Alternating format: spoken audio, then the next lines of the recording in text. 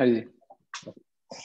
Bonsoir mes chers amis. Alors ce soir on va dédier le cours à la guérison de tous les malades, surtout les blessés malheureusement qui ont été blessés à Méron lors de cette tragédie de l'Akba Omer. Et en particulier, on a reçu le nom d'un jeune homme de 16 ans, Yosef Azriel Ben Chaya Michal, qui est dans une situation grave. Donc, on va véritablement prier pour lui. La Refoua Shlema également de Aziza Bat Aïcha, Shelbia Bat Khoumsa, donc les demandes qu'on a eues, ainsi que Avimori, mon papa, et Diarou Yosef Ben Khadiva, et ma maman, Myriam Flora Batsara, parmi tous les malades d'Israël. Et j'espère véritablement que ce mois de Iyar, comme ses initiales indiquent, Ani Hashem Rof Echa, eh ben, on puisse écouter la guérison de tous les malades Be'ezrat Hashem. Alors, donc on s'apprête à terminer, comme vous le savez, ce Shabbat, le troisième livre de la Torah, ce qu'on appelle Torah Kohanim, le livre de Vaïkra. Et on aurait pu imaginer terminer sur une note un peu plus positive, un peu plus gai, surtout un livre tellement riche qui contenait tout ce qu'on appelle la avoda, le service dans le temple. On a parlé des Kohanim, on a parlé de la pureté, des impuretés, des animaux purs, des animaux impurs, le rituel de Kippour. On a passé tellement de moments exceptionnels et ça se termine avec cette paracha de Bechukotai qui, comme vous le savez, contient 49 malédictions. Alors, des malédictions très difficiles, des malédictions très dures. Ce n'est pas le seul texte de la Torah qui contient des malédictions. On a déjà parlé des années précédentes. Il y a dans le livre de Devarim, Mishneh Torah, il y a également dans la paracha de Kitavo aussi un grand nombre de klalot. Alors, si on va en parler aussi, c'est le nombre de klalot, le nombre de malédictions dans la paracha de Bechukotai, exactement 49. Alors évidemment, nous, on entend 49, on pense aux 7 semaines du Homer, comme si, quelque part, la non-préparation de ce Homer, la préparation à Matan Torah, on n'était pas prêt à recevoir la Torah, alors c'est soit on se prépare pour recevoir la Torah, qui est appelée Tov, qui l'écart Tov, et on va voir avec un livre magnifique qui nous dit dans le Kedushat Lévi, sur la paracha de Vayetse, il nous dit que on doit voir une préparation, il y a une allusion à la préparation pour Shavuot. Alors, c'est vrai que tous les chemins mènent à la Torah, c'est une évidence, mais comment je vois dans la préparation du Homer, alors qu'est-ce que je dois préparer? Alors, on avait déjà vu cette notion, c'est l'essentiel, hein. Ce n'est pas la connaissance, hein. Ce sont, et on va le voir, tout le livre des Pirkei Avot parle en ce sens, c'est-à-dire les midot, comment se comporter à l'égard d'autrui. Et après cette tragédie que nous avons connue et qui va marquer sans aucun doute l'histoire de notre peuple, l'histoire de notre terre, et sera associé malheureusement à ce jour qui aurait dû être un jour de joie, l'Akba Omer, la Hiloula de Rabbi Shimon Bar Yochai, comme certains se sont exprimés, mais comment même le mérite de ce Tana, de ce prophète, de ce Ish Elohim, celui pour qui il a été dit Ba'avurecha, Naase Adam, Neymar Ba'avurecha, comme Rabbi Shimon Lavi, celui qui a composé ce fameux texte de Bar Yochai, le chant, nous dit que ce texte a été composé pour Rabbi Shimon Bar Yochai. Alors, c'est vrai, c'est un peu étonnant, mais pourquoi il n'y a pas eu à Moshe, il n'y a pas eu Abraham, Yitzhak, Yaakov? Comment on peut prétendre que faisons l'homme, ça a été dit pour Rabbi Shimon Bar Yochai, plus que pour tous les grands, en parlant des 7 bergers? Comment se fait-il qu'on a évidemment fait l'impasse pour arriver à Rabbi Shimon Bar Yochai? Alors, il y a des réponses extrêmement intéressantes. Et vous savez qu'il est dit que Rabbi Shimon Bar Yochai, il se dévêtait, il enlevait les habits et il se mettait dans le chol, dans la littéralement dans le sable. Et à quoi ça nous fait penser? Pourquoi cette notion d'habit? Parce qu'il était un usage assez étonnant, c'est qu'à l'Akba Omer, on prenait de vieux habits et on y prenait feu. Donc on allumait des habits. Alors on aurait pu dire, certains ont dit, mais c'est Baltachrit, on ne peut pas utiliser un vêtement qui peut servir pour autre chose, pour juste allumer. Alors, lorsque on regarde, et il y a des textes magnifiques, là, je passe très vite parce que ce n'est pas l'essentiel de ce que je voulais dire, mais on dit que pourquoi précisément à l'Akba Omer, lui, Rabbi Shimon Bar Yochai, qui enlevait ses habits, ont brûlé des habits, parce que n'oubliez pas que les deux termes qui désignent l'habit, les vouches ou alors beged, les deux, il y a une connotation. Dans beged, c'est la trahison, c'est parce que Adam a fauté qu'on doit s'habiller, et les vouches, lovosh, c'est il n'a pas eu honte, il n'a pas eu honte de fauter, de désobéir à Hachem. Donc finalement, le vêtement, ça nous rappelle notre faute, notre petitesse, notre faiblesse, notre faute. Alors que Rabbi Shimon Bar Yochai, lorsqu'il est rentré dans le sable, pourquoi le sable? C'est comme s'il renaissait chaque jour. Hachem a pris justement cette terre pour créer l'homme. Et le fait qu'il était sans habit, c'est parce qu'il n'avait rien à se reprocher, il n'avait pas de faute. Donc, ce symbole extraordinaire, comment cet homme qui est tellement saint n'a pas pu intercéder pour sauver ses enfants, ses jeunes papas et ses moins jeunes. Donc, c'est une question qui va nous tarauder. Ça fait partie évidemment des questions auxquelles on n'aura pas la réponse dans ce monde certainement, mais il est de notre devoir, sans vouloir évidemment nous ériger en donneur de leçons. Il y en a eu beaucoup, chaque rave s'est exprimé à ce sujet. On a comparé évidemment à ce jour qui devait être un jour de joie, c'est l'inauguration du tabernacle, le Mishkan, c'était le premier Nissan, alors que c'était un jour de liesse, un jour de joie, d'allégresse, et il a été marqué par la disparition de ces deux justes, Bikrovai et Kadesh, comme si, rappelez-vous, ce principe qu'on avait vu ensemble, chaque fois qu'il y a une révélation, il y a un dévoilement extrême de la présence divine, il y a des corbanotes, il y a malheureusement des personnes qui doivent quitter. Et lorsque vous voyez ces visages, lorsque vous voyez Mamash, des Malachim, ces petits, ces jeunes enfants, on n'a pas de mots, on n'a pas de mots, mais on reprend ce que Moshe Rabbeinu avait dit à son frère, Bikrovai et Kadesh. Hachem, il veut être sanctifié par ceux qui sont proches. Donc, une chose est certaine, c'était des âmes tellement pures, et c'est pour ça que ce sont ces âmes qui ont été choisies. Vous savez, il y a une fois quelqu'un qui avait très peur de l'avion, et il est allé voir un rave, je ne me rappelle plus, c'est Rav Eliashiv ou le Rav Steinman, je ne me rappelle plus, ou même le Chazonish peut-être, je ne me rappelle pas. Et il lui avait dit, mais pourquoi, de quoi tu as peur? Et il a dit que l'avion tombe. Et il a donné une réponse. Mais sincèrement, quand j'ai entendu ça, il y a de quoi être chamboulé. Et il a dit, ce n'est pas l'avion qui tombe, ce sont les hommes qui tombent. C'est-à-dire, celui qui doit mourir, Hachem, évidemment, il connaît les raisons pour lesquelles il a choisi ces âmes plutôt que d'autres. Pourquoi ceci oui, cela non. Donc, évidemment, il y a une réponse à tout. Et il y a surtout la main d'Akadosh Baruch Hu, la providence. Et si vous voulez une leçon de courage, écoutez ce témoignage de ce papa qui était tombé, qui a réussi à sauver un enfant qui était à ses côtés et qui n'a pas réussi à sauver le deuxième. Et il parle à la Lévaïa de cet enfant-là. Écoutez ces paroles extraordinaires. Et c'est un petit peu dans ce sens que je vais essayer d'orienter Alors vous allez me dire quel rapport? Ben, écoutez, c'est une malédiction. Donc, dans notre paracha, il y a 49 malédictions. Donc, je ne fais évidemment pas de rapprochement, mais 49, comme je l'ai dit, c'est par rapport à la préparation du Homer, 7 fois 7. Donc, et comme cette paracha est toujours lue, vous le savez, avant, et c'est ce qu'on va voir d'ailleurs, il y a deux textes de malédiction et les deux sont lus avant un Rosh Hashanah. Alors, qu'est-ce que ça veut dire un Rosh Hashanah? Puisque la première Mishnah dans Rosh Hashanah nous dit qu'il y a 4 débuts d'année. Et si c'est vrai que le premier Tishri, ce que nous on appelle Rosh Hashanah, c'est Kol Ba'eolam, c'est le jugement de l'homme, alors il y a Shavuot, il y a aussi un jugement, c'est Al-Perot Ha'ilan. Qu'est-ce qui va être décidé? Eh ben, les fruits de l'arbre. Et quand est-ce qu'on saura si on aura de beaux fruits cette année? C'est à Shavuot. Donc c'est aussi un Rosh Hashanah.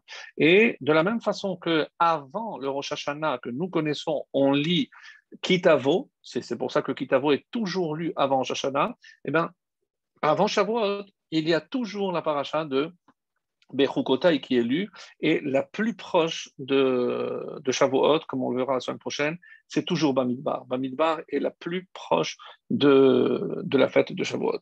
Alors, Et il y a une question qui est posée, très intéressante, et on va essayer, Be'ezrat Hashem, d'avancer et de réfléchir dans ce sens. Mais comment se fait-il qu'il n'y a pas aussi une lecture de Kelalot, parce qu'il y a aussi un autre Rosh Hashanah? Eh bien, Rosh Hashanah la Malachim, on dit aussi qu'il y a Rosh Hashanah la Tevoua, une Rosh Hashanah pour décider si la récolte va être bonne. C'est quand? À Pessah. Alors pourquoi on ne lirait pas la récolte, de la même façon qu'il y a pour les fruits de l'arbre, il y aura aussi pour la récolte. Donc, ça, c'est dans la même logique. Et ne me dis pas, oui, parce que ça, c'est dans la Mishnah. C'est la même Mishnah. La même Mishnah qui nous dit que les hommes sont jugés à Rosh Hashanah, que les fruits de l'arbre sont jugés à Shavuot. Eh bien, là, tu vois, la récolte est à Pessah. Et à Sukkot, qu'est-ce qui est jugé? C'est l'eau. C'est pour ça qu'on demande de l'eau à Shemini Atzeret. Alors, et c'est dans le traité de Megillah, Lamed Aleph 31, c'est là-bas où on a décidé donc comment devait être partagé, et c'est ce qu'on a dit. On lit les klalotes avant Rosh Hashanah, les klalotes de Kitavo, et on lira les klalotes de Vaïkra, les nôtres de Bechukotai, avant Atzeret, c'est-à-dire avant la fête de Shavuot. Mais ne pas perdre de vue, avant de répondre à cette question, ne pas perdre de vue que tout le Homer est une préparation à la Torah. Et donc, je commençais à dire, mais dans quel domaine on se prépare? Dans quel domaine? Alors, est-ce que je dois étudier plus? Est-ce que je dois consacrer plus? Alors, ce qui est très étonnant, et c'est pour nous le rappeler, puisque cette année, on n'a pas eu le temps d'en parler, mais c'est pendant cette période que tous les disciples de Rabbi Akiva ont trouvé la mort. Ascara, on nous dit, et un des commentaires dit, qu'est-ce que c'est Ascara? Alors, on nous dit que c'est une épidémie, mais comment se passait cette épidémie? Alors, la gorge gonflait et ils étaient étouffés. Donc, ils sont morts par étouffement.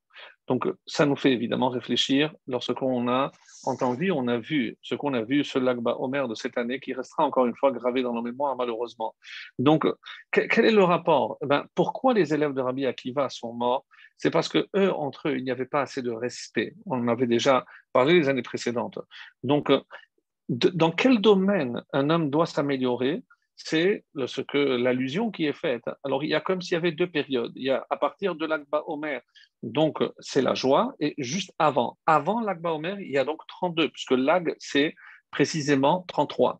Donc, il y a 32 jours avant et donc 17 après. En hébreu, 32, c'est l'Amed Bet, c'est l'Ev, c'est le cœur. Et 17, c'est la valeur numérique de Tov. L'Ev Tov, un bon cœur.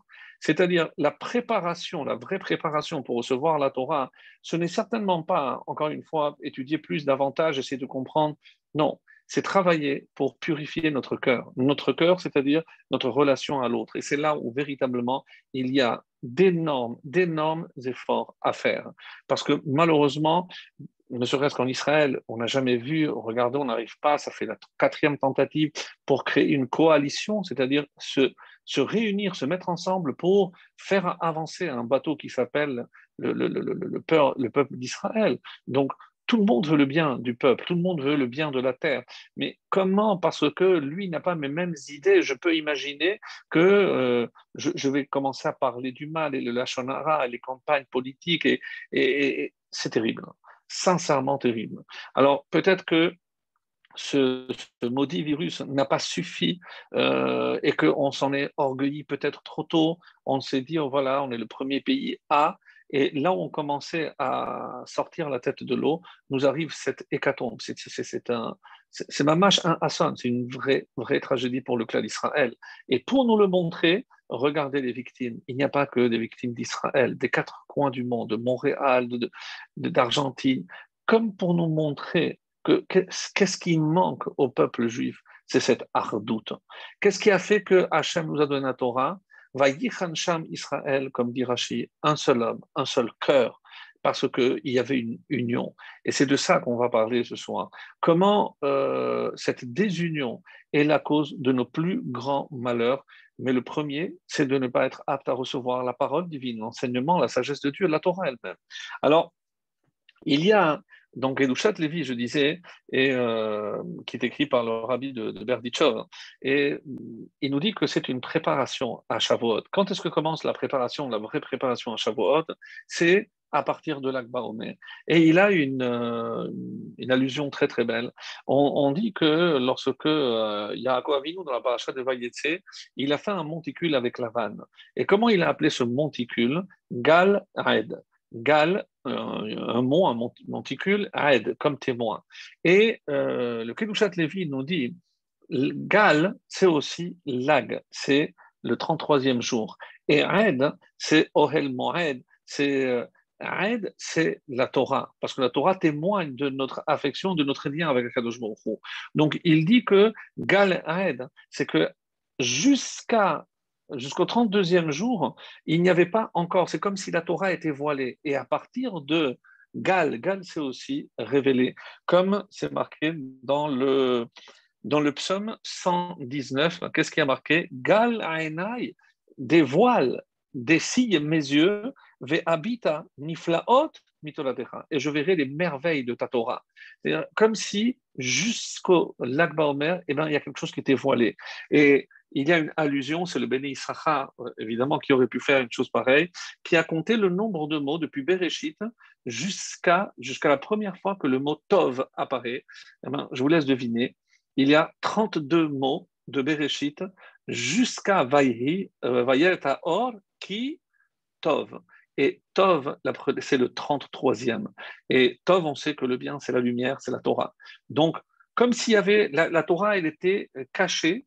Et pourquoi? Lève. Parce que tant que je n'ai pas travaillé mon cœur, la Torah ne peut pas se révéler. Mes amis, on a ici une allusion, mais plus que parlante, de ce que Hachem attend de notre préparation. Ce par quoi on doit véritablement se tenir prêt à recevoir la Torah, c'est pas mon intelligence, c'est pas mon savoir, rien, aucun rapport avec ça. C'est mon rapport à l'autre. Ce n'est pas dans une relation verticale, c'est une relation horizontale. Et alors, il y a une très belle explication, donc, et pourquoi il faut lire les malédictions? C'est comme ça que la Gemara pose la question, et pourquoi il faut lire ces malédictions? Et il y a une réponse que tout le monde connaît, Tir leshana vekileloteha, pour que se termine l'année avec ces malédictions. Comme si les malédictions, on les laissait derrière nous, et on commence, vetach el shana, et que l'année commence avec des bénédictions. Alors, la question à laquelle on devra répondre, c'est le prix tzaddik, le Rav de Lublin, qui demande, Rabbi Tzadok à Kohen de Lublin, il pose une question dans la paracha de Kitavo, je ne comprends pas. Si on dit qu'il y a les malédictions avant le Rosh Hashanah des hommes, il y a avant le Rosh Hashanah des fruits, pourquoi il n'y aurait pas avant le Rosh Hashanah de la tevoa, de la récolte? Donc, il y aurait dû avoir aussi, avant Pessah, je ne sais pas, je fais un mix des klalotes. Pourquoi il n'y a pas une relecture des klalotes avant Pessah? Donc, ça, c'est la question, très très bonne question, avec une réponse très difficile, parce que, et si on dit oui, non, mais parce que ça, c'est dans la Mishnah de Rosh Hashanah, mais Pessah aussi, on nous parle aussi, si déjà. Alors, l'eau, ce n'est pas quelque chose qui pousse comme les fruits ou la récolte, donc on laissera l'eau de côté. Et l'eau, elle vient du ciel, donc ça c'est pas dans les mains de l'homme. Mais la tevoa, moi, je vais labourer, je vais semer, donc pour qu'il y ait une bénédiction, pour que Hachem bénisse tout le labeur de mes mains, donc il faut aussi peut-être que les malédictions soient derrière. Ça, c'est la question qu'il dit. Et il s'inspire de Ezra à Sofer, puisque qui a fixé la façon de lire que nous avons, c'est maintenant, c'est les Takanat Ezra. Mais à l'époque de Ezra lui-même, vous savez qu'aujourd'hui, donc on a réparti toutes les parachiotes en un an. Mais avant, à l'époque de Ezra encore, ça se faisait sur 3 ans. Donc, avant Rosh Hashanah, ça ne tombait pas aussi bien que nous maintenant. Donc, on n'avait pas Kitavo avant Rosh Hashanah et on n'avait pas, puisque si vous répartissez en 3, donc imaginez, donc c'est pas du tout la même répartition, donc il n'y avait pas de clalote. Donc, qu'est-ce qu'il a fait Ezra? C'est dans le livre de Ezra et Néhémia que l'on trouve cela. Donc, il a lu Kitavo à Rosh Hashanah même. Donc, pourquoi? Et justement, lorsque les gens ont commencé à entendre toutes ces malédictions, le jour de Rosh Hashanah, ils ont pris peur. Et Ezra essaye de les rassurer en leur disant non. Il les a rassurés, il faut être en joie parce que Hachem va nous pardonner. Alors on lui pose la question, alors pourquoi les faire peur avec de telles malédictions? Et Surtout que, comme la Gemara le dira, Recha, Simana, Leshata, c'est le début et le Siman pour toute l'année. Donc, tout ce que je fais à Rosh Hashanah, ça va être un signe. Comment je commence l'année en récitant. Donc, nous, aujourd'hui, on a Vachem Pakadet Sarah, on a d'autres textes pour Rosh Hashanah. Mais il faut croire que comme ce n'était pas encore la répartition que nous avons reçue, eux lisaient les malédictions. Incroyable. Alors, pourquoi? Et écoutez la réponse, parce que je pense que c'est ça ce qu'il faut comprendre. C'est que les gens n'avaient pas assez peur, ils n'avaient pas encore pris conscience qu'en ce jour allait être décidé du sort de chacun. Toutes les personnes qui quittent ce monde pendant toute l'année, c'est à Rosh Hashanah que ça a été décidé. Alors vous allez me dire, oui, mais la Teshuvah, peut-être la Teshuvah, peut-être. Donc, mais forcément, Hachem, les décisions qui ont été prises, elles ont été prises, seul Dieu sait pourquoi, mais elles ont été prises à Rosh Hashanah. Donc, quand je sais que l'enjeu est tellement important, évidemment que je tremble, évidemment que je suis angoissé. Alors, vous allez me dire, la différence, regardez à Rosh Hashanah, mais il n'y a pas un juif dans le monde qui entend le mot Rosh Hashanah avec un peu d'angoisse. Et le chauffard, et les tremblements, et le jugement, et le livre des vivants, le livre des morts. Donc, évidemment qu'il y a une angoisse. Alors, vous allez me dire, oui, mais et Shavuot, on dit aussi qu'on lit les clalotes, mais est-ce que quelqu'un s'angoisse avant Shavuot? Et pourtant, regardez Rosh Hashanah, pour les Sfaradim, il y a un mois de préparation, c'est tout le mois de Elul. Les Ashkenazim, c'est une semaine. On se prépare une semaine, on se prépare 4 semaines. Mais pour Shavuot, on se prépare 7 semaines. Donc, c'est la préparation la plus longue. Évidemment, c'est tout le Homer. Donc, comment ne pas arriver angoissé à Shavuot? Et vous allez me dire, ben non, parce que c'est les fruits. Donc, moi, aujourd'hui, installé dans mon salon, est-ce que je vais penser à savoir comment la qualité des tomates ou des pommes plutôt, ou des poires de cette année? Non, ce n'est pas ma préoccupation. Et c'est pour cela que la réponse qu'il donne, le Ezra à Sofer, c'est parce qu'il avait compris que les gens étaient, en hébreu on dit adishim, ils étaient indifférents. Alors, il n'avait pas pris conscience de la gravité du jugement qui avait lieu à Rosh Hashanah. Donc, il a voulu les secouer, il a voulu les faire peur. Et pour faire peur à un juif, il n'y a que ces textes de Kelalot. Parce que lorsqu'on lit ces choses-là, et on sait que la Torah est vraie, et que tout ce qui est écrit va et c'est déjà réalisé, il y a de quoi évidemment faire dresser les cheveux sur la tête. Donc, ne pas prendre à la légère. Et là, donc, arrive le Shlach HaKadosh. Le Shlach HaKadosh cite un livre rarissime qui s'appelle Tolat Yaakov, et dont je ne connais pas l'auteur, et il dit quelque chose de très beau. Pour répondre justement à la question, mais pourquoi il n'y a pas de lecture de Kelalot avant Pessah? Parce que c'est la récolte, la Tevoa. Et pourquoi, oui, à Shavuot, pour les fruits de l'arbre? Non. Le Shlach HaKadosh nous dit, non, vous n'avez pas compris. Il ne s'agit pas des fruits. Et il dit comme ça, qu'est-ce que c'est les pérotes? C'est les neshamot aporchot mais ilano shel hakadosh baruch Hu. Magnifique. C'est-à-dire, de quoi il est question ici? C'est des âmes qui jaillissent, mais ilano shel hakadosh baruch Hu, de l'arbre d'Akadosh baruch Hu. C'est-à-dire que finalement, on comprend maintenant la réponse. Il ne s'agit certainement pas des vrais fruits. Perrot, il apporte plusieurs fruits et plusieurs preuves pour montrer que le fruit ne désigne pas forcément des fruits que l'on mange. Et il donne un exemple. Et avant d'arriver, donc, finalement, en Shashana, la vie et la mort, c'est-à-dire, qu'est-ce qui va être jugé? C'est la vie physique, ce que je vais devenir, ce que je vais gagner. Donc, tout ce qui est physique. Et l'enjeu alors à Shavuot? Alors, c'est est-ce que l'âme, autrement dit, c'est la vie spirituelle. Combien de temps j'ai consacré à l'étude? Est-ce que je me suis consacré véritablement cette année à l'étude comme j'aurais dû le faire? Est-ce que la Torah que j'ai étudiée, eh ben, Bechukotai telechu. Chukat, c'est chakouk, c'est gravé. Est-ce que j'ai étudié la Torah comme ça dans mon lit tranquillement, ou je me suis cassé la tête, mais pas cassé la tête pour essayer de comprendre seulement, mais chakouk pour que ce soit gravé encore une fois dans mon cœur. Puisque apprendre la théorie, mais que la Torah me traverse, sans que moi je traverse la Torah, sans que cette Torah me traverse pleinement, mon cœur atteigne mon cœur, soit gravé en moi, et que dans mon comportement, je vais voir des différences, je vais voir un comportement, un changement de comportement. Shana, c'est évidemment un changement. Qu'est-ce qu'Hachem attend de nous? C'est que chaque Rosh Hashanah, et c'est surtout ça, il y a un changement positif. Hein. Parce que si je n'ai pas compris, mais comment alors sur quoi je vais être jugé? Donc, lui, il aurait pu étudier plus. Hein. Lui, il aurait pu enseigner plus. Hein.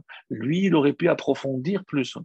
Vous comprenez que d'après le Shla Kadosh, à Shavuot, le jugement, et c'est pour ça que je dois m'angoisser aussi. C'est pour ça qu'elle est la lotte, parce que, et c'est ce que je n'ai pas fait.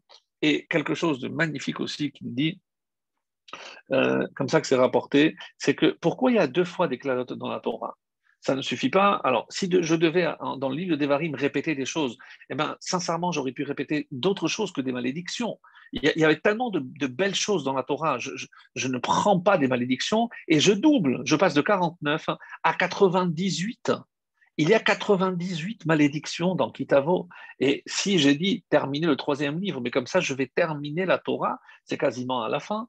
Mais comment je peux imaginer terminer sur 98? Oui, Moshe voulait terminer derrière, et il terminera par Vezot Abracha. Donc, il ne pouvait bénir que si avant il avait déjà donné toutes ces malédictions. Et la réponse qui est connue, c'est que les premières malédictions correspondent à la destruction du premier temple. Les deuxièmes dans Devarim correspondent au deuxième Beth Hamikdash.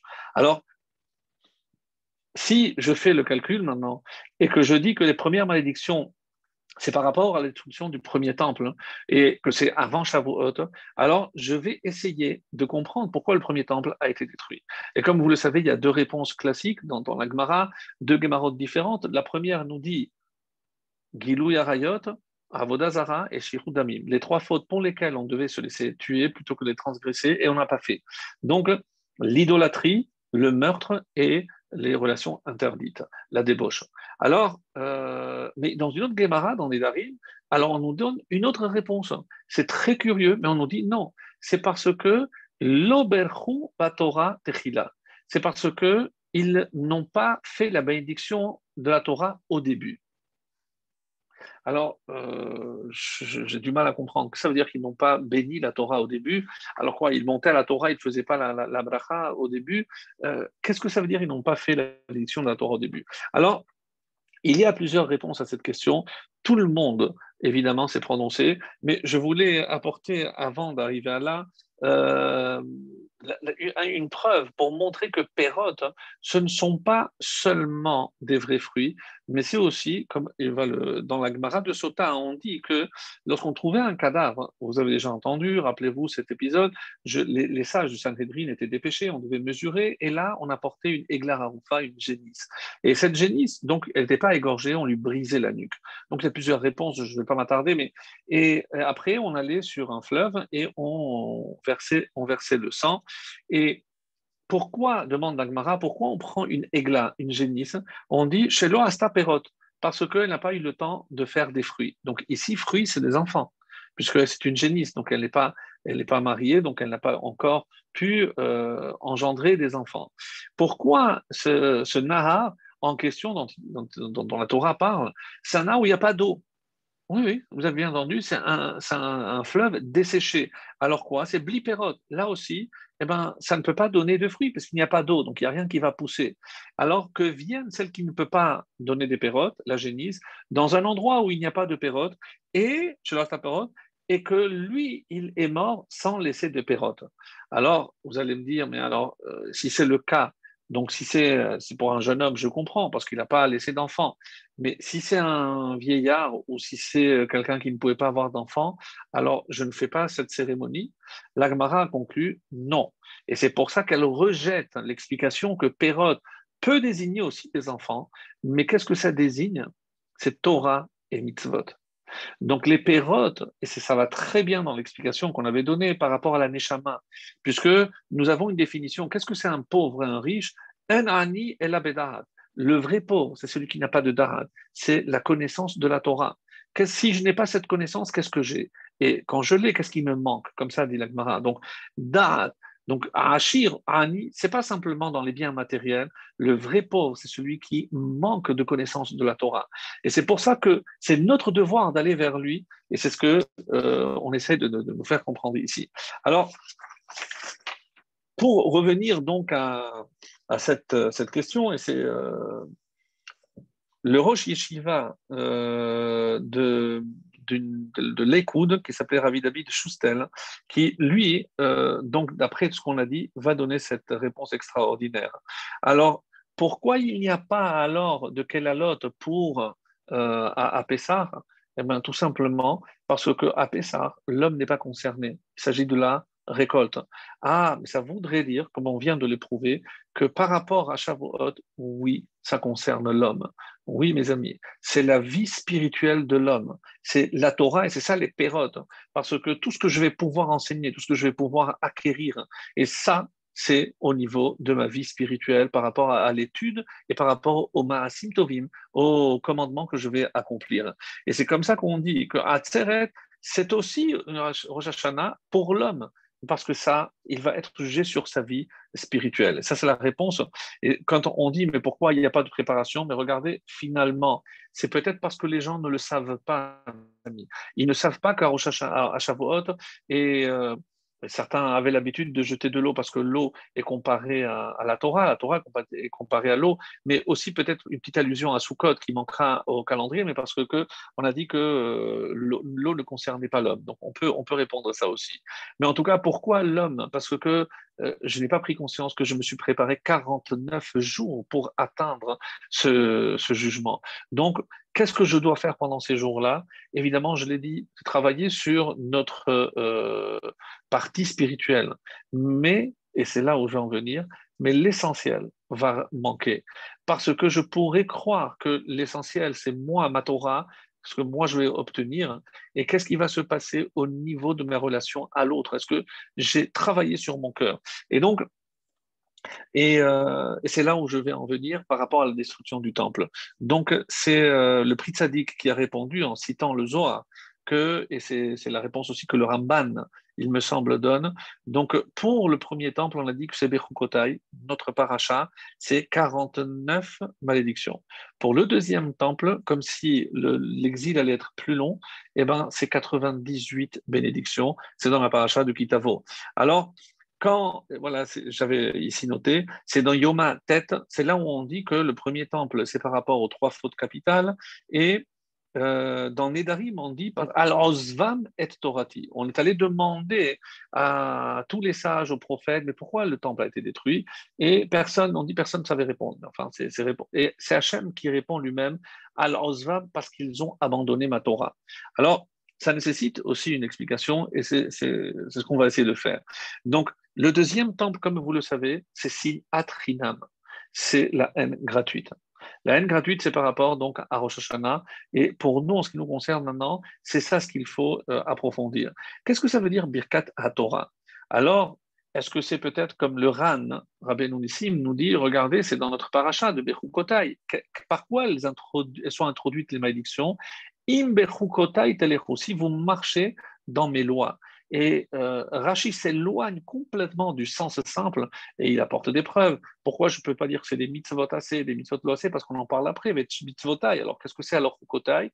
Alors il dit Amal Batorah. Amelim, c'est l'effort que je vais fournir pour la Torah. Alors, nous, quand on entend l'effort, c'est l'effort de compréhension. Si on a un Tosfot difficile, est-ce que je vais passer ou alors je vais me casser la tête pour le comprendre? Est-ce que c'est uniquement ça ou alors c'est le temps que je vais consacrer alors que ça va être très difficile? Il y a plusieurs réponses à cette question, mais en tout cas, la Torah, c'est quelque chose qu'on ne peut pas faire superficiellement parce que ils ont abandonné la Torah. Mais donc, on pose la question, mais alors attention, est-ce que c'est pour les trois fautes capitales ou est-ce que parce qu'ils ont abandonné la Torah? C'est quoi la vraie réponse? Il y en a deux.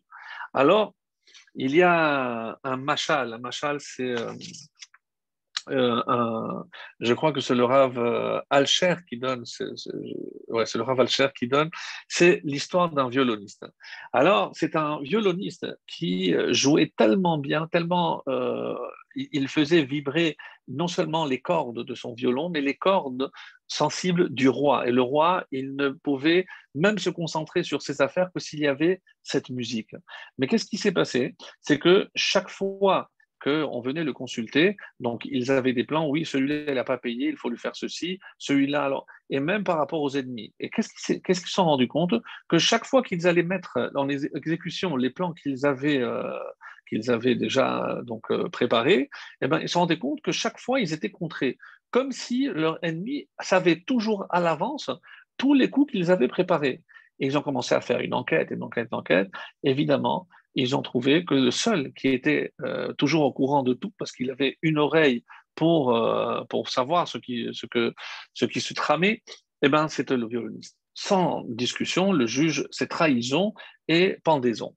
Et le roi, il a dit, écoutez, c'est vrai qu'il mérite la pendaison, parce que c'est très grave ce qu'il a fait, c'est trahison, c'est tout ce que vous voulez.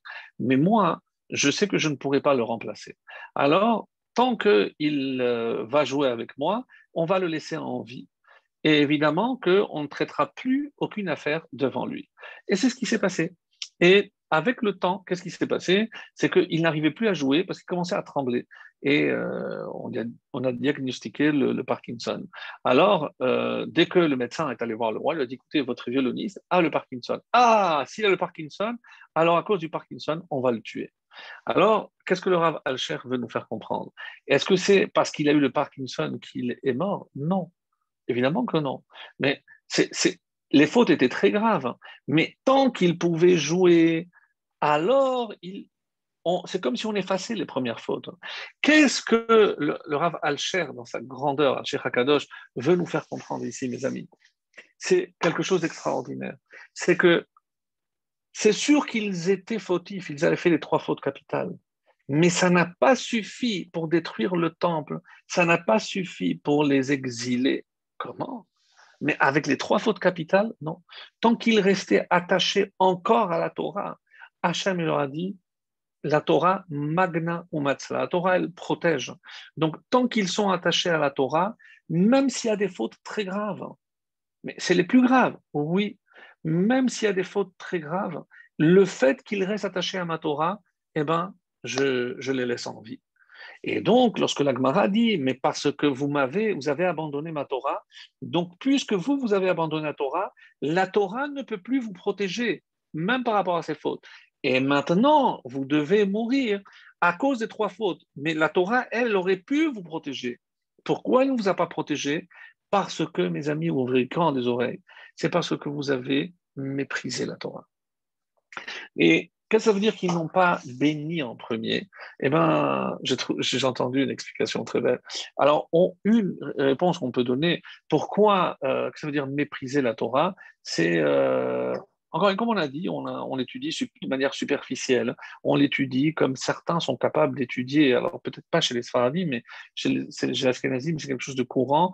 Il y a des gens qui ne font pas Shabbat, ne font pas Kippour, mais qui les étudient. Alors pourquoi? Parce que Néhénim. Pour eux, la Torah, c'est comme une science. C'est tellement imbriqué, tellement intéressant lorsque vous rentrez dans une sugia, dans la Gemara, avec des questions, des réponses, des réflexions, etc. C'est plus riche que les mathématiques, c'est plus riche que toutes les autres sciences. Donc, les Havdil et les Havdalot, sans vouloir évidemment comparer avec d'autres choses. Mais qu'est-ce qu'il en ressort? C'est que comme si, pour eux, ils étudiaient la Torah. Et je ne me rappelle plus qui donnait cette réponse. C'est le Khatam Sofer. Le Khatam Sofer nous dit que pour eux, l'étude n'était pas le plus important. Donc, ils priaient, ils faisaient les mitzvot, mais comme si, maintenant je sais ce que je dois savoir, comme si, d'ailleurs le Maharal le dit, il n'étudiait pas pour l'étude. Alors, pourquoi il étudiait?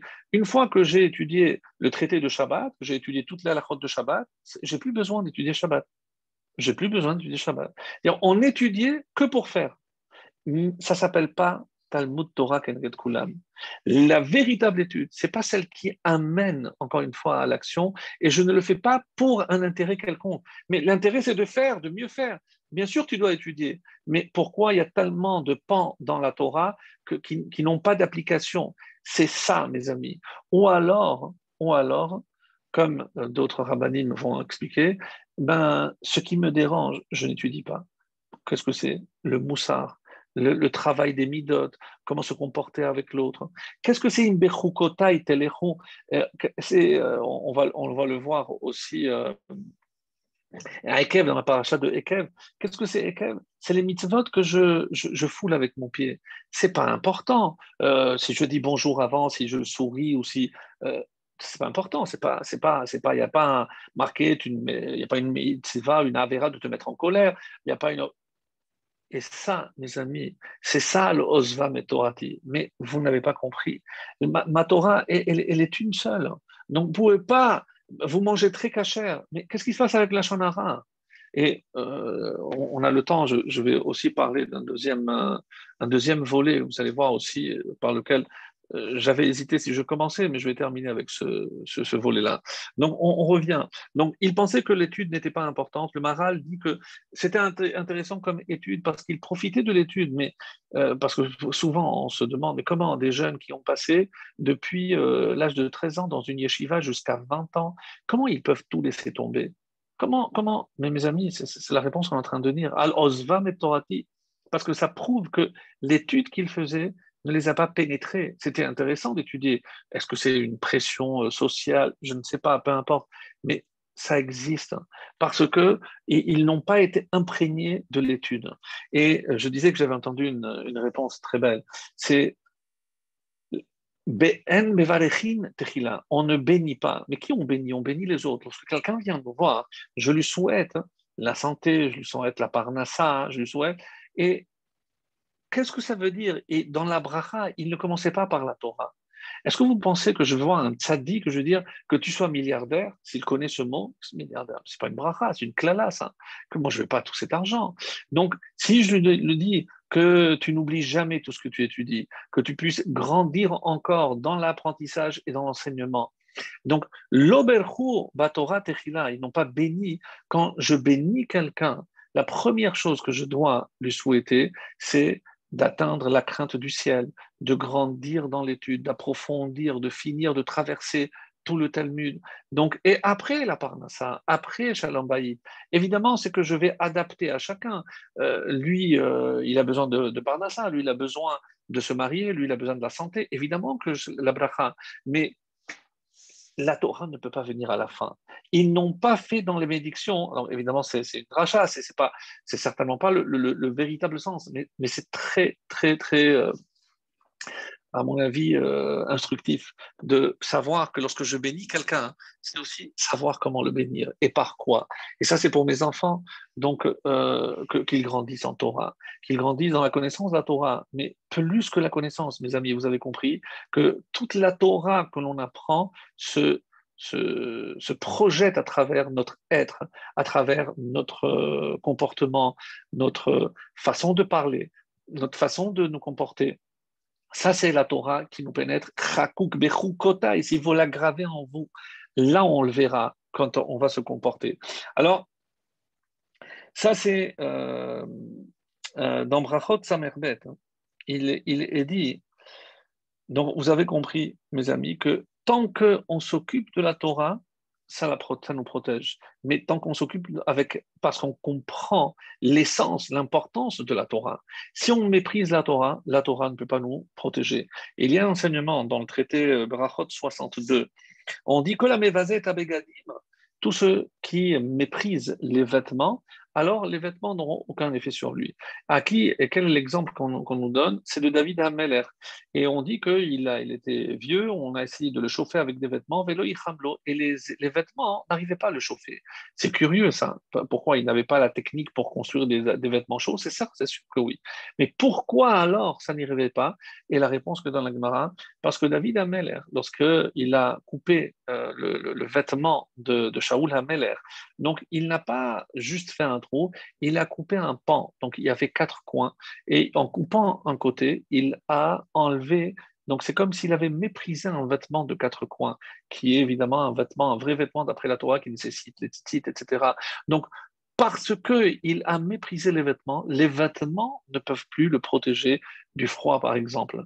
C'est-à-dire, que quelque chose me protège, eh ben, il faut que j'accorde de l'importance, que j'apprécie. C'est dans la relation à l'autre. Donc, si je suis capable d'apprécier tout ce que l'autre fait pour moi, donc je ne vois pas que le mal. Donc, je me dis, mais comment ma femme, elle s'occupe de la maison, elle s'occupe de son travail, de les enfants, elle fait le bain, elle me reçoit avec le sourire, elle m'a préparé un petit plat. Tout ce que je trouve à dire, c'est tout ce qu'il y a à manger. Vous comprenez, comment vous voulez qu'elle vous apprécie, qu'elle vous respecte lorsque vous-même, vous n'êtes pas à même de voir et d'apprécier tout ce que les autres font pour nous. Et à travers cette appréciation de l'autre, ce que l'autre fait pour moi, je pourrais évidemment, alors à ce moment-là, apprécier tout ce que Hachem fait pour nous. Parce que, évidemment, encore une fois, on n'a pas les réponses à tout. On peut voir ce qui nous arrive, des contrariétés, etc. Mais comme quelqu'un avait dit, il y a 3 sortes de réponses. C'est ou non, ou pas maintenant, ou j'ai quelque chose de mieux pour toi. Donc, ne pas imaginer que ce que Hachem, si nous on demande quelque chose, Hachem ne nous le donne pas, c'est parce que peut-être il a certainement mieux pour nous. C'est ça la réponse qu'il faut se dire. Alors, on arrive maintenant à une question du Chafetz Chaim. Toujours dans le même sujet. Le Chafetz Chaim nous dit que dans la machloket de Korah, pourquoi, parce que vous avez compris pourquoi j'apporte maintenant la machloket, la atrinam, le machloket c'est chelek mavet, c'est la part dans la mort, donc ça la machloket, la discorde, le manque d'union entre nous. Donc, ce que ce papa disait, est-ce que vous croyez que quand j'ai un juif en face de moi, je vois la taille de sa barbe, la taille de la kippa, la couleur de la kippa, s'il a la kippa, c'est un juif comme moi. C'est un juif comme moi. Comment je peux, parce qu'il ne n'agit pas comme moi, il n'a pas les mêmes priorités que moi, je peux le haïr, même sans le connaître. Et ça va dans les deux sens. Comment il y a des juifs qui peuvent haïr des juifs de Torah, comment des juifs de Torah peuvent haïr des juifs non de non-Torah, des laïcs, etc. C'est invraisemblable, c'est incroyable. Ce qui se passe aujourd'hui, c'est pour nous secouer, c'est un petit peu comme ce que faisait Ezra Sofer, il faut nous secouer, il faut nous faire peur. Et là, c'est 45 décès, c'est 45 clalotes qu'on a reçus. Parce que chacun doit se sentir coupable, mes amis. Ne pas se dire, ah, mais je ne suis pas concerné. Si, parce que si j'avais assez de mérite, peut-être que ça aurait pu protéger quelqu'un. Si moi j'avais, pourquoi on dit que chaque fois qu'on apprend le décès d'un innocent, eh ben, d'une âme pure comme celles qui sont parties, eh ben, je prends quelque chose sur moi pour que ce sacrifice, ce corban, eh ben, ne soit pas en vain. C'est de la même façon, moi aussi, je dois sacrifier quelque chose. Et ben, je dois faire des efforts. Et dans quel domaine, mes amis? Dans Ben Adam, la Chavero, eh ben, savoir pardonner, savoir demander ou demander pardon à quelqu'un avec qui on a eu un différend. C'est tellement important. Et à ce sujet, il y a une histoire de la Shoah magnifique. Vraiment. Alors vous allez me dire, c'est peut-être pas le moment, mais très sincèrement, c'est un rave qui a raconté cette histoire. Et, euh, et il dit comme ça. Et il dit comme ça. Euh, dans un camp, c'était un monsieur qui a vécu jusqu'à 96 années. Il est mort à 96 ans et c'était un survivant de la Shoah. C'était à Bnei Brak, donc le Rav, donc il y a les noms, hein, donc bon, c'est une histoire, Steiner, bon, je ne sais pas si je prononce bien, et il a raconté cette histoire. Ce Rav Steiner était dans les camps et il marchait même. Dans le camp où il était, il y avait un SS, il avait la liste de tous les prisonniers et chaque soir, il rentrait dans le baraquement et il citait un nom. La personne sortait et devant tout le monde, ils écoutaient, tac, il mettait une balle dans la tête. Chaque soir, il tuait un juif. Donc c'était son dîner du soir, il marchait même des Ikhram. Donc un soir, on arrive et on dit, on a demandé Katzman, et ce monsieur Katzman qui ne voulait pas mourir ce soir-là, et il a dit c'est lui. Et il a désigné un autre. Et il a désigné ce monsieur Steiner. Et quelle a été la réaction de ce monsieur? Il s'est tu. Oui, vous écoutez bien. Il aurait pu dire, mais non, il ment, c'est lui, c'est pour ça qu'il ne veut pas le dire. Mes amis, il s'est dit, si Hachem a décidé que je dois mourir ce soir, si Hachem a décidé que je devais mourir ce soir, c'est c'est Hachem qui décide. Donc, du coup, qu'est-ce qui s'est passé? Il est sorti et il a commencé à faire le schéma. Excusez-moi. Il a commencé à faire le schéma. Et au moment où il faisait le schéma, il attend le coup de feu qui ne vient pas. Et qu'est-ce qu'il lui dit ce SS? Je dis, mais tu sais, ce soir, j'ai changé de méthode. Toi, tu es sorti pour mourir, toi, tu vas vivre, et tous ceux qui sont restés dans le baraquement, ils vont mourir. Il est rentré avec des soldats, il a tué tous ceux qui étaient dans le baraquement, mes amis. Et qu'est-ce qu'il a fait? Il s'est tué. Qu'est-ce qui est marqué? Shomer piv ou shono, celui qui garde sa bouche. Piv, c'est 80, 10 et 6, 96. Pour qu'on ne dise pas que c'est un hasard s'il est mort à 96 ans, c'est une histoire qui fait dresser les cheveux sur la tête. Il a vécu 96 ans parce qu'il s'est tué. Vous allez me dire, oui, il a été sauvé. Mais non seulement il a été sauvé, mais il a une longue vie jusqu'à 96 ans. Qui pouvait dire une chose pareille? Alors qu'il aurait dû mourir 50 ans ou 60 ans avant. Parce que il a pu se tenir sa langue. Alors que la raison était de son côté, que c'était injuste, c'était un traître. Comment un autre juif peut se comporter? C'était des conditions terribles. On n'est pas là pour juger. Oui, c'est un réflexe, ce que vous voulez. Mais la grandeur de cet homme et surtout la récompense. C'est une histoire, mes amis, qu'il faut raconter. C'est une histoire qu'il faut faire connaître parce que c'est extraordinaire. On ne peut pas mesurer quelqu'un qui nous insulte si on se tait. Si se retenir à ce moment-là, ça peut sauver des vies, en commençant par la mienne. En commençant par la mienne. C'est ça ce que le Chavetz Chaim est en train de nous dire. Donc, vous avez compris. Donc, ce soir, c'est plus une réflexion par rapport à ce qui s'est passé, mais surtout par rapport à ce qui se doit se passer pour nous. Donc, et donc le Chavetz Chaim, qui, comme vous le savez, a tellement parlé de la Shonara, il pose une question très pertinente. Donc, vous savez que dans la marloquette de Korach, lorsqu'il y a eu avec le problème de Korach, qui était jaloux de Moshe, qui a remis en question donc les jugements, les choix de Moshe, comme quoi ils n'étaient pas dictés par la Shekhinah, bon, peu importe. Et après, avec les 250, lorsqu'il y a commencé à avoir des morts dans le campement, avec quoi on a fait le test? Avec la Kétoret. Mais il pose une question. Mais nous savons que la Kétoret, on peut imaginer que le Mishkan fonctionnait déjà, puisqu'on est dans le désert. Donc, la deuxième année, il a été fini. Donc, ça fonctionnait tous les ans. Et la Ktoret était offerte le matin et le soir. Donc, là, Aaron à Cohen, il avait déjà fait la Ktoret. Donc, ce que je ne comprends pas, dit-il, c'est comment se fait-il que la Ktoret n'a pas marché alors qu'il avait déjà offert plus?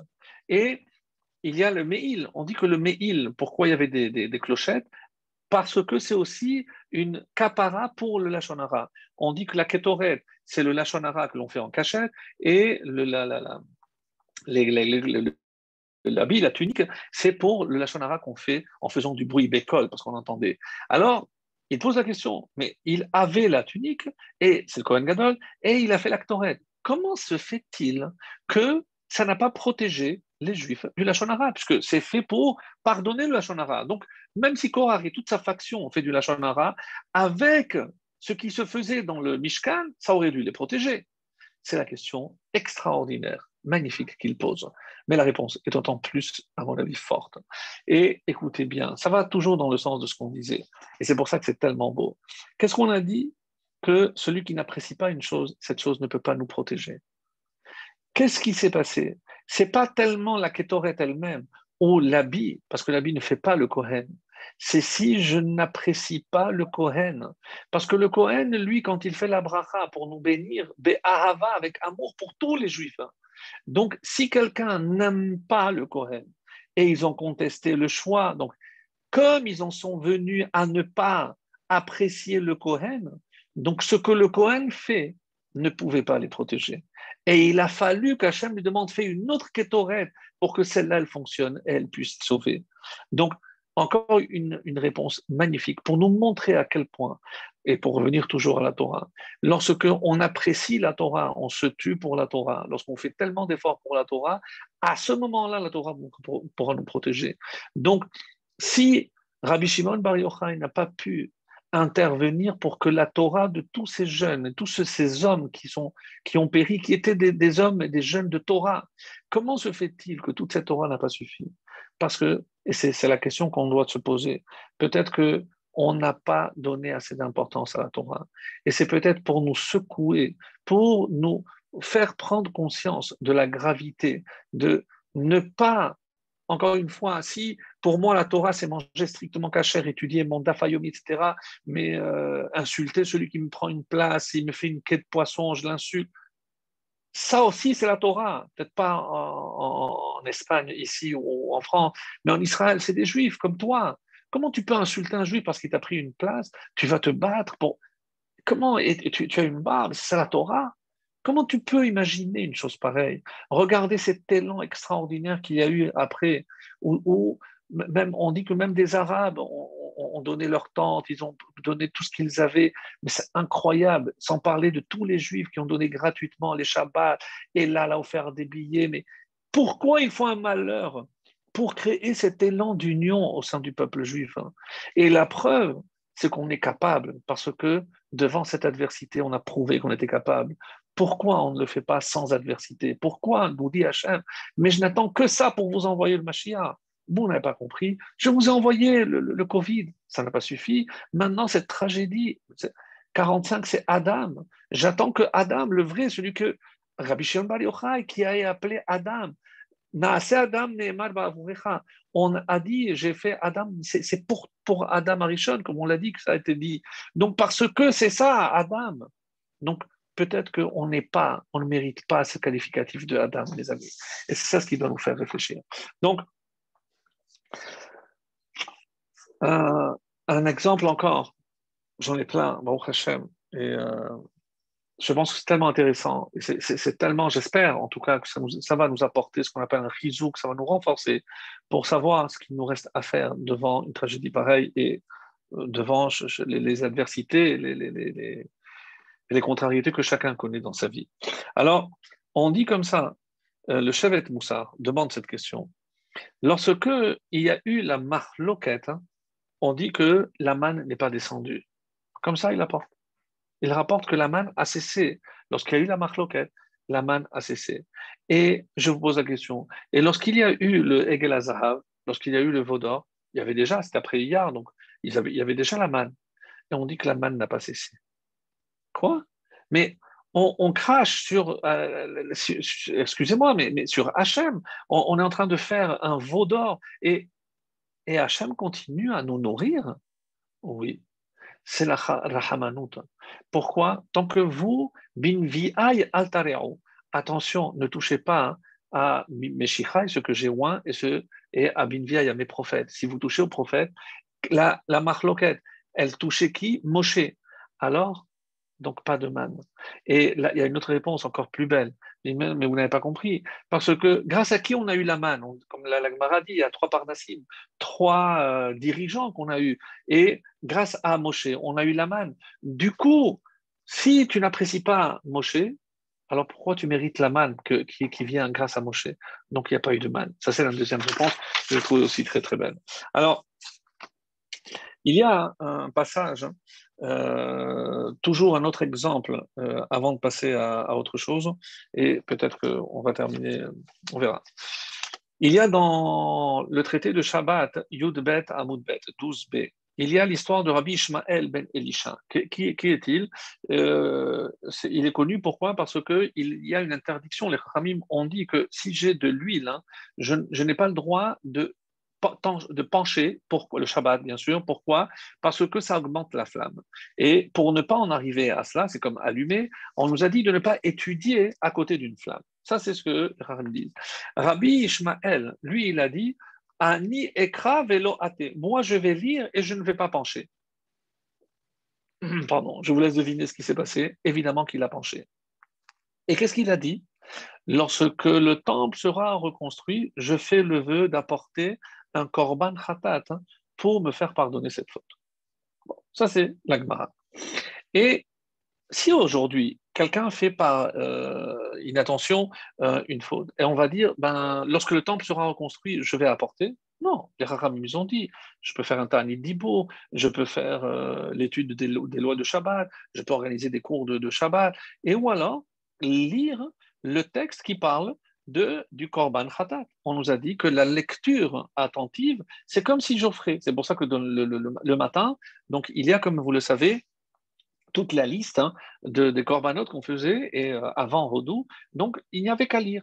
Alors, pourquoi lui, il ne sait pas quoi il va attendre? Pourquoi il ne peut pas lire sur le korban khatat? Et ça, c'est compté comme s'il avait offert. Pourquoi il ne lit pas? Et qu'est-ce qu'il a dit, lui? Moi, je lirai et je ne pencherai pas. Mais qui a interdit? C'est les chachamim. C'est-à-dire, les Chachamim qui t'ont dit ne lis pas parce que tu vas pencher, lui, il a dit moi, je vais lire, je vais pas pencher. Donc, il n'a pas écouté les Chachamim. Donc, si tu n'as pas écouté les Chachamim dans ce qu'ils te demandent de faire, donc tu ne peux pas, ça veut dire que tu ne les apprécies pas. Ce qui, on dit que si on lit, c'est comme si on le faisait, c'est les Chachamim. Alors, pourquoi ici, tu ne les as pas écoutés, ici, tu vas écouter? Il a compris que lui, il ne pouvait plus faire comme les Chachamim disaient, parce qu'il n'a pas fait comme ils ont dit. Donc, du coup, c'est pour ça qu'il dit, quand le temple sera reconstruit, qu'il fera. Alors, en conclusion, donc, ce qu'on peut dire, le premier temple, c'est Al-Azvam et Torati, c'est parce que vous avez abandonné ma Torah. Et le deuxième temple, c'est la Sin Atrinam. Et on voit la Sin Atrinam. Quelle est la paracha qui vient juste après Kitavo? Nitzavim. Atam Nitzavim Ayom. Donc vous êtes tous réunis. Donc on est tous réunis et on sait que c'est une allusion à Rosh Hashanah. Mais il y a aussi Vezot Abracha. Donc qu'est-ce qu'il y a entre les malédictions et pour recevoir la bracha? C'est être unis. C'est Atem Nitzavim Hayom. Si on est capable d'être unis, et c'est ce que le Khatam Sofer dit, alors pourquoi on dit Tichle Shana avec le texte? Ça veut dire cette notion que l'année se termine avec les malédictions. Et il dit comme ça, c'est les clalotes de la fin, à la fin des clalotes que nous lirons cette paracha dans Bereshit, euh, dans Bechukotai, pardon, et par quoi se termine? Quel est les derniers versets de cette malédiction? Et je l'ai écrit pour ne pas l'oublier. Vezacharti et Beliti Yaakov, et je me souviendrai du souvenir de l'alliance de Yaakov. Ve'af et Beliti Yitzhak, af et aussi. Ve'af et Beliti Abraham Eskor, ve'haaretz Eskor, et la terre, je me rappellerai, et en disant Ve'af gamzot biyotam be'eretz oivehem, et ça aussi lorsque vous serez en exil dans la terre de vos ennemis. Alors, et pourquoi on utilise le mot af? Pourquoi on dit af? On dit gam ou od. Pourquoi af? Af, c'est la colère. Et on sait que les quatre qui sont exprimés, on a vu ça, je crois, la semaine dernière ou avant, les quatre qui ont dit af, ils sont morts. Af, Esther, Loévia, Haman. Donc, il y a aussi Korah et il y a aussi le serpent. Donc, le mot af, parce que af, c'est la colère. Alors, je ne comprends pas ici. Pourquoi on parle de colère? On a dit ça fait partie des malédictions. Et qu'est-ce qu'il est dit que dans la tfila de Kippour, lorsque je choisis des psukim, je ne peux pas choisir des psukim de malédiction. Mais je vous laisse aller voir dans le Marzor de Rosh Hashanah, lorsqu'on parle de Zechirot, donc les Zichronot, les souvenirs, on parle de Noach, on parle de Abraham, et on rapporte ce passage que je viens de vous lire. Alors, je ne comprends pas. Je ne comprends pas. Comment imaginer qu'on peut mentionner, alors que c'est Af, c'est la colère. Et pourquoi Yaakov, il n'y a pas Af? Parce qu'on dit Yaakov, tous ses enfants étaient parfaits. Ah, pourquoi Abraham, il y a Af et pourquoi Yitzhak? Un a donné Ishmaël, l'autre a donné Esav. C'est comme ça que c'est rapporté. Mais le Chida donne une explication très belle. Alors, il nous dit, donc, il y a 3 fois le mot Af. 3 fois, c'est donc la colère. Et maintenant, il nous dit comme ça, si je prends Abraham, Isaac et Yaakov, je commence par Yaakov où il n'y a pas le mot af. Combien d'années il a vécu Yaakov? 147. Combien de malédictions il y a en tout? On a dit 98 et 49. Ça fait combien? 147. Donc Yaakov, c'est par rapport au klalot, c'est les malédictions. Et Abraham a vécu 175 ans et Yitzhak, il a vécu 180 ans. Donc 175 et 180, c'est 355. 355, c'est Shana. Tichle Shana, que finissent Shana, Abraham, Yitzhak, Vekileloteha. Et les malédictions, c'est en souvenir de qui? De Yaakov. C'est-à-dire transformer les malédictions en bénédictions. Donc, on a choisi ces passages parce qu'il y a une bénédiction qui est cachée. Alors, quand je trouve une bénédiction ici, je viens de dire que le mot af, généralement, c'est une malédiction. Non. Et c'est le Chida qui continue et nous dit quelque chose d'extraordinaire. Donc, par quoi ils ont été bénis, Abraham, Isaac et Yaakov? Alors, c'est la Gemara nous dit Bakol, Mikol, Kol. C'est comme on le dit dans le Birkat Amazon. Donc, un, c'est Bakol. Donc, Bakol, Mikol, Kol, c'est les mots qui ont été Abraham, Isaac et Yaakov. Donc, si je fais la valeur numérique de Bakol, Mikol, Kol, c'est 192. 192, c'est Ketsev. Ketsev, c'est quelque chose qui est fixé. Kitzba, c'est comme un rythme. Ketsev. Et quelle est, j'ai dit, la paracha qui est lue entre les malédictions et Vezot Abracha, c'est-à-dire je transforme ce qui est maudit et Vezot Abracha, c'est les bénédictions. La paracha qui est au milieu, c'est Nitzavim. Mes amis, si je prends le mot Nitzavim, il vaut 192 ans. C'est-à-dire, Atem Nitzavim Ayam Kulechem. Ah, mais j'ai dit que le mot Av, c'est une malédiction. Comment? Oui, c'est peut-être une malédiction, mais 192, c'est toujours un signe de bénédiction parce que c'est les trois Bakol, Mikol, Kol. Mais il y a aussi autre chose de très beau. C'est quoi? C'est le fait que si je prends le mot Af, c'est Aleph 111 et P Aleph, c'est 81, ça donne 192. C'est transformer la malédiction en bénédiction. Comment? C'est ça. Et c'est pour ça qu'il rajoute quelque chose de très beau. On dit, mais pourquoi on ne mange pas de Egoz. Egoz, c'est parce que c'est la valeur numérique de Chet. Egoz, c'est une noix. Il y en a qui disent que, parce que la noix, hein, c'est comme Israël, elle peut tomber, mais elle n'est souillée que de l'extérieur, jamais de l'intérieur. Mais regardez les mots Af, Gam, Zot. Les initiales, Af, Gam, Zot, ça aussi, Af, Aleph, Gimel, Gam, Zot, c'est Egoz. C'est-à-dire quand Israël est en galoute, ça, c'est la malédiction. C'est lorsque Israël est dispersé, parce que la galoute, c'est le symbole de la dispersion. Et donc, c'est pour ça que ce qu'on attend, c'est qu'on soit réunis. Et Oivehem, quels sont les ennemis? On trouve dans le mot Oivehem une allusion, Yudke, c'est l'être union de Dieu. Qu'est-ce qu'il reste?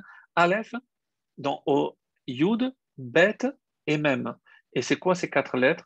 Aleph, c'est Edom, Yud, c'est Yavan, Bet, c'est Bavel, Mem, c'est Madaï, Madaï et Paras, les quatre exils. Donc, de là, ce qu'on apprend, mes amis, c'est que pour contrer la malédiction, c'est que l'union. Et je voulais juste rajouter un petit point et je terminerai avec cet enseignement. Qu'est-ce que je voulais dire par là?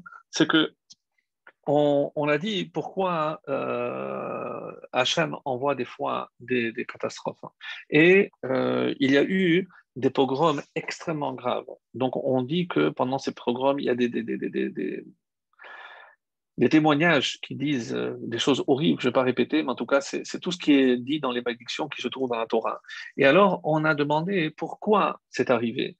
Et le Tosfot Yom Tov nous dit, c'est parce que on parlait dans les synagogues. Vous avez entendu ce qu'il a dit.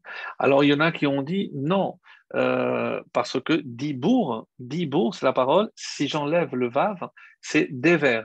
Déver, c'est une épidémie. Donc, c'est ce qui peut arriver si jamais on parle pendant la tfila. C'est parce que c'est un manque de respect à la shechina. Et qu'est-ce qu'on a dit? Que c'est comme si moi, je ne respecte pas le lieu, alors le lieu ne me protège pas. C'est toujours la même chose. Et d'ailleurs, c'est comme ça que beaucoup de Chachamim disent pourquoi dans le début, parce qu'on n'a pas parlé beaucoup de Béhar, mais Béhar, c'est la Shemitah et le Yovel. Et c'est comme ça que les commentaires disent qu'est-ce que c'est le parallèle. Le Chizkuni, par exemple, dit que le Shabbat, c'est lié à la Shemitah et le Mikdash, c'est le Yovel. Pourquoi? Parce que les deux sont liés. Comment? Si je ne respecte pas la Shemitah, alors je perds le temple. Comme si je ne respecte pas le Shabbat, alors je perds le temple aussi. Les deux sont liés. Donc, et le Rachaim Akadosh aussi dira que le Shabbat, c'est la Shemitah, parce que si on ne respecte pas, alors on aura la galoute, donc on perdra le temple. Rabbi Ovadia Sforno aussi, il dit, c'est que c'est vrai dans des endroits saints, il faut comprendre que les synagogues ont la sainteté qu'il y avait dans le Beth Amikdash, parce que c'est appelé Beth Mikdash Me'at, c'est un petit temple. Mais, et que je dois le même respect que pour le temple au niveau du Beth Amikdash. Donc, c'est pour ça que c'est tellement grave. Et il y en a qui disent que le respect que je dois aujourd'hui dans les synagogues, c'est des oraïta, c'est parce que j'ai pas de temple, donc je dois respecter véritablement comme le temple. Alors, euh, euh, concernant la perte du temple, il y a un très beau, et bon, ça nous touche personnellement aussi. Le Pirkei de Rabbi Eliezer rapporte une Gemara dans Kiddushin où il a dit que Avini était connu pour son respect qu'il devait à son père. Il avait un respect pour son père immense. Et un jour, son père lui avait demandé de l'eau, il est allé chercher de l'eau. Le temps qu'il arrive, eh ben, il s'est endormi. Alors, il n'est pas parti. Il est resté et il a attendu que le père, dès qu'il ouvre les yeux, il trouve le verre. Et on dit que par ce mérite d'avoir attendu, quelle a été sa récompense? On lui a permis de comprendre le sens du psaume 79, Aïn Tet. Et quel est ce mismor? Mismor le Asaf. Elohim ba'u goyim ben halatecha. Il y a des nations qui sont venues dans ton sanctuaire. Timeu et echal kotsecha. Ils l'ont rendu impur. Samu et Yerushalayim ne'ilim. Et ils ont transformé Yerushalayim en ruine. Alors, la Gemara pose, je ne comprends pas, mismor. Mais mismor, c'est un chant joyeux. J'aurais dû dire kina, c'est une élégie, comme je fais à Tisha B'Av. Comment je peux dire que c'est une joie alors que je parle de la destruction du temple? Et il donne une explication très belle. Alors, il dit comme ça, c'est que n'oubliez pas que Hachem, lorsqu'il se met en colère contre son peuple, eh ben, il préfère passer sa colère contre les murs et contre les pierres. C'est-à-dire qu'il préfère préserver le peuple. Mais il a fait aussi une promesse. Et c'est cette promesse-là que je voulais pour conclure notre cours d'aujourd'hui. C'est le rabbi de Zmir qui dit qu'après la destruction, c'est quelque chose de très beau qu'il a dit ici, après la destruction, on dit que les pierres du Beth Amikdash, comme l'âme de Adam s'est éparpillée dans le monde, écoutez bien, peut-être que les Gerbiens ont pris de là, on dit que les pierres du Beth Amikdash qui ont été explosées, qui ont été détruites, on dit que toutes ces pierres se sont éparpillées dans les quatre coins du monde. Je vous laisse deviner qu'est-ce qui s'est passé là où ces pierres sont tombées. Elles sont devenues des synagogues, des bâtés knésiot et des bâtés midrashot. Pourquoi il y a une sainteté d'après cette explication? C'est parce que c'est connecté. Qu'est-ce qui a marqué qu'à la fin des temps, donc tout Yerushalayim va s'élargir, le temple va s'élargir et va contenir les synagogues, les bâtés knésiot qui sont à l'extérieur. Mais c'est normal, parce que qu'est-ce que c'est la reconstruction? C'est récupérer toutes ces étincelles. Ici, c'est pas des étincelles au sens propre, toutes ces pierres qui ont pour maintenir un lien avec le temple par là où il serait, eh ben, pour que le temple soit reconstruit. Mes amis, et si le temple n'est pas reconstruit, c'est peut-être qu'il faut se dire que malheureusement, on n'a pas mérité. On n'a pas mérité. On n'a pas mérité parce que, rappelez-vous, quand est-ce que la Torah, quand est-ce que la Shekhinah nous protège? Lorsqu'on respecte. Donc, respectons le lieu qu'on appelle Bet Knesset, Bet Midrash, parce que c'est tout ce qui nous reste du Bet Hamikdash. Et si on espère véritablement avoir le mérite de voir le Bet Hamikdash reconstruit, eh bien, Be'ezrat Hashem, c'est lorsque on respectera et le lieu et la personne, en la personne d'autrui, eh ben, lorsque j'aurai fait des efforts, eh ben, non seulement on recevra la Torah, mais comme on dit, il y a le niveau de Shekhinah maximal, c'était au Sinaï, c'est lorsqu'on a reçu la Torah. Après, il y a lorsqu'il s'est déclaré dans le Mishkan, dans le temple, et ensuite chez les Nevi'im. Donc les Nevi'im, aujourd'hui on n'a pas de Nevi'im, on n'a que les synagogues, alors que Bezrat Hashem, non seulement on va récupérer tous ces débris qui reviendront au Yerushalayim, avec tous les juifs qui resteront attachés et qui respecteront la synagogue, et ils auront le mérite d'assister à la reconstruction du temple.